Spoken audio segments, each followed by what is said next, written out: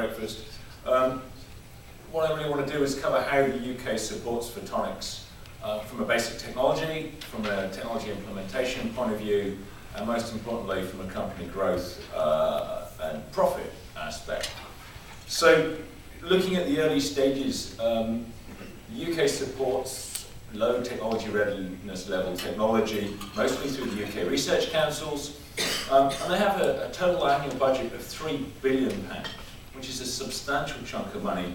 But what a lot of people don't appreciate is a quarter of that goes to the Engineering and Physical Research Council. So that means that 25% of that is going straight to high technology, technology we care about that. And EPSRC, that Engineering and Physical Sciences Research Council, has 5 ICT priorities, one of which is photonics. The other ones are not pure technology. The other ones are things like working together, new and emerging areas, many core architectures. But photonics sits there as unusually a pure tech play. And as a result of that, 20% of EPSC's ICT budget goes on photonics. So they fund something like £700 million worth of photonics projects right now. Okay. And that's 250 separate projects. So they're putting something like 57 million into optoelectronic devices, 38 million into optical devices, 21 million into optical comms. So this is quite substantial investments into low stage TRL projects guaranteeing our technology future from the UK.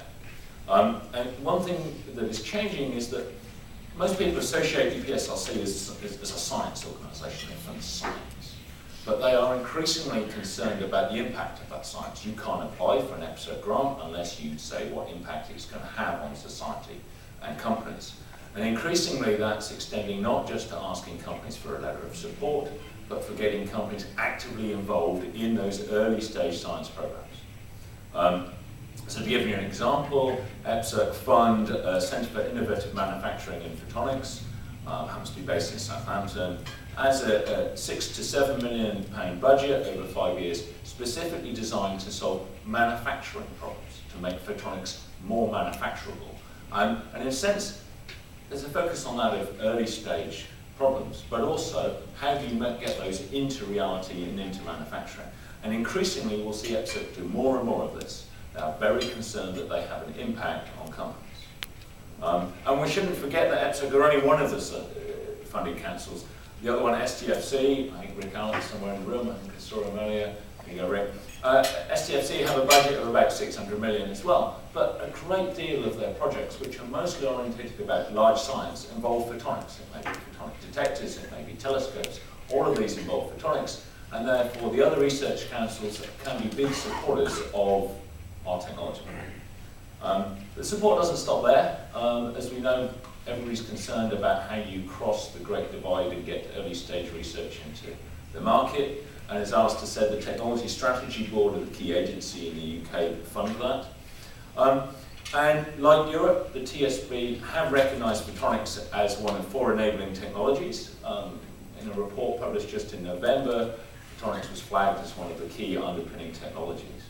But the TSB is focused on challenges. So of their £400 million a year budget, only a few million go directly into photonics. Most of their money goes into challenge-led competitions.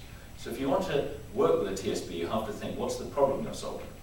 And interestingly, when the TSB released technology-inspired competitions, open to anything, the vast majority of the projects that are approved involve photonics. Some highly disproportionate, it's not software projects, these could be any technologies, but 30–40% of those come out as being photonics projects. So again, that shows the influence we're having, but bear in mind, if you're working with a TSB, it's very important to think of the challenge you're solving. Finally, all of those are involving companies, care about profit and keeping our profit ideally, because that's what we invest in future R&D. And most innovation support is directed to that pre-market area, but there are a couple of things the UK is doing that affect post-market things when you have your product there. Most importantly, the UK is dropping its headline rate of corporation tax for everyone. That goes down to 21% from April 2014, and they have a long-term plan to take that down to 20%. But much more significantly, from April this year, a new tax rule comes into effect. It's known as Patent Box.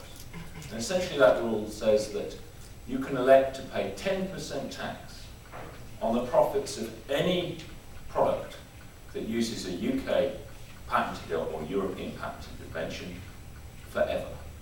So that's 10% of your profits for the next 20 years on a UK patented product, and you pay 10% tax, and that's it.